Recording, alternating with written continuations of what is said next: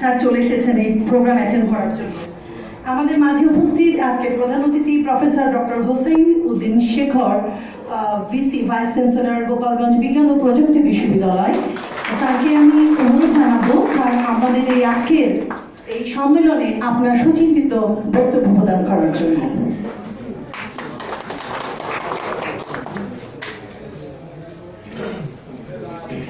আসসালামু আলাইকুম, সুপ্রভাত সকলকে। মঞ্চে উপবিষ্ট বায়োকেমিস্টবৃন্দ এবং ক্লিনিক্যাল বায়োকেমিস্ট্রির সাথে অ্যাসোসিয়েটেড এবং আইনগতদের যারা দেখছেন এই ব্যাপারে তাদেরকে সাদর সম্ভাষণ এখানে আসার জন্য, সাংবাদিকবৃন্দ এবং বায়োকেমিস্টবৃন্দ। আজকে যে ইস্যু নিয়ে আমরা এখানে আলাপ করতে এসেছি, এই ইস্যুটা অনেকটা একটা সেটেল দিকে বারবার আনসেটেল করা হচ্ছে। আমি মনে করি যে হেলথ শব্দটা যখনই আসে এবং হেলথ কেয়ারের শব্দটা আসে, এখানে কিন্তু এটা একটা মাল্টিডিসিপ্লিনারি সাবজেক্ট। এখানে বিভিন্ন পেশা লোকজন থাকে, কাজ করে, এবং প্রত্যেকেরই একটা স্টেক আছে। যেমন ধরেন একটা ফার্মাসিউটিক্যালসে যখন একটা ওষুধ তৈরি হয়, সেখানে একদম প্যাকেজিং পর্যন্ত যে লোকটা থাকে তারও একটা ভূমিকা থাকে। And it should be recognised. যদি একটা ওষুধ ভালোভাবে প্যাকেজ না করতে পারে তাহলে কিন্তু এটা সেলফ লাইফ কমে যায়। সো একটা যখন সেবার কথা আসে, স্বাস্থ্য সেবার কথা, সেখানে অনেক লোক বিহাইন্ড দ্য স্ক্রিন কাজ করে। ঠিক এরকম ভাবেই ক্লিনিক্যাল বায়োকেমিস্ট কিংবা বায়োকেমিস্টরা ল্যাবরেটরিতে যে কাজ করে, সেই কাজের যে স্বীকৃতি, সেটা একটা অফিসিয়াল স্বীকৃতি হচ্ছে সিগনেচারের মাধ্যমে। তার সিগনেচার থাকবে এবং তিনি সেই দায়িত্বটা গ্রহণ করেছেন যে আমি এই যে এক্সপেরিমেন্টটা করা হলো ল্যাবরেটরিতে, সেটা আমি করেছি এবং এই দায়িত্বটা যিনি সম্পন্ন করেছেন তারই স্বাক্ষর থাকা উচিত।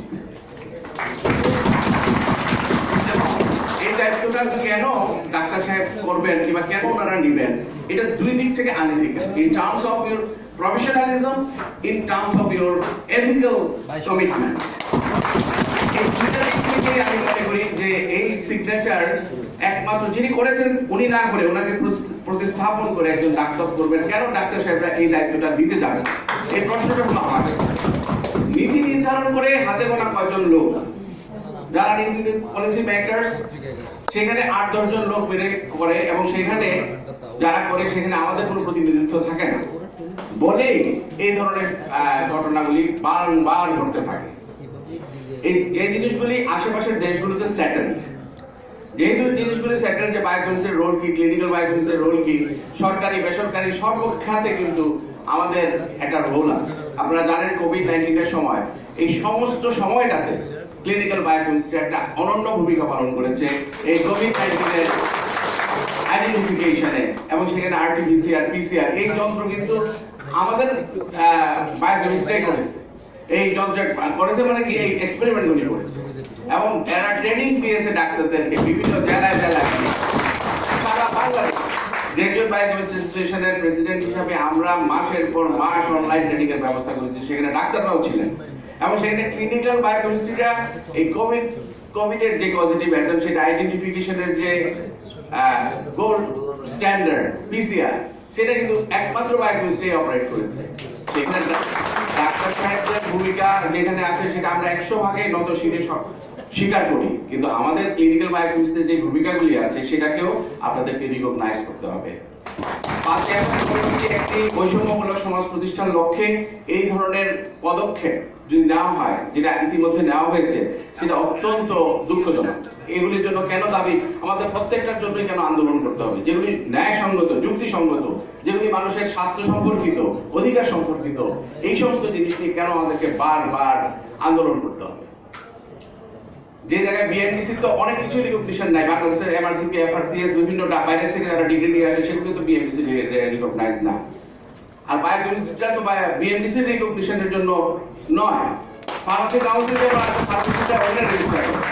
দরকার হলে আমরা আমাদের একটা রেজিস্ট্রেশন বোর্ড থাকবে, একটা কাউন্সিল থাকবে, সেখানে আমরা রেজিস্ট্রেশন করব। Why do we need to go for BMDC? আমি তো সেটার কোনো যুক্তি খুঁজে পেলাম না। আমরা তো মেডিকেল গ্রাজুয়েট না, তাহলে আমরা BMDC তে রেজিস্টার করতে যাব কেন? আর যে এক্সপেরিমেন্ট আমরা আমাদের ল্যাবরেটরিতে করি, যে এক্সপেরিমেন্ট আমার নিজের হাতে করা, সেই এক্সপেরিমেন্টে আরেকজন কেন সিগনেচার করবে? সেই দায়িত্ব সে ডাক্তার সাহেব কেন নিতে পারে? সেটা ওনার জন্য যেমন ঝুঁকিপূর্ণ, এবং যিনি স্বাস্থ্য সেবার জন্য আসছেন তার জন্য সেটা ঝুঁকিপূর্ণ, কারণ উনি সত্যিকার সেবা পাচ্ছেন না। তো পৃথিবীর সবখানেই একরকম চলে, আমাদের এখানে চলে আরেক রকম। আমাদের সবকিছুর জন্য আন্দোলন করতে হয়, আলটিমেটাম দিতে হয়, আমাদের একটা বার্গেনিং এজেন্ট লাগে, otherwise we just can do things smoothly.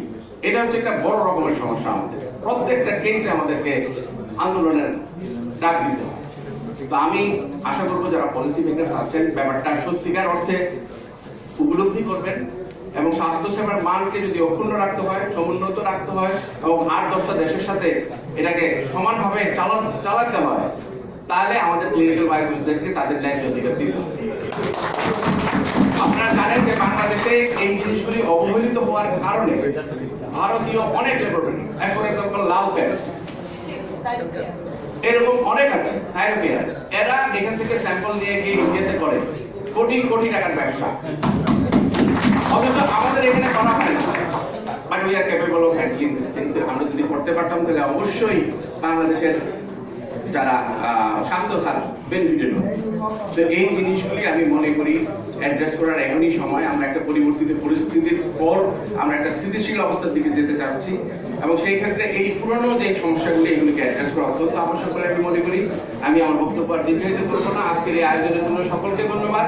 সাংবাদিক বৃন্দ, আপনারা এটা প্রপারলি এবং উইথ ডিউ ইম্পর্টেন্স আপনাদের পত্রপত্রিকা আনবেন, আপনাদেরই স্বার্থে এবং আমাদেরও স্বার্থে। ধন্যবাদ।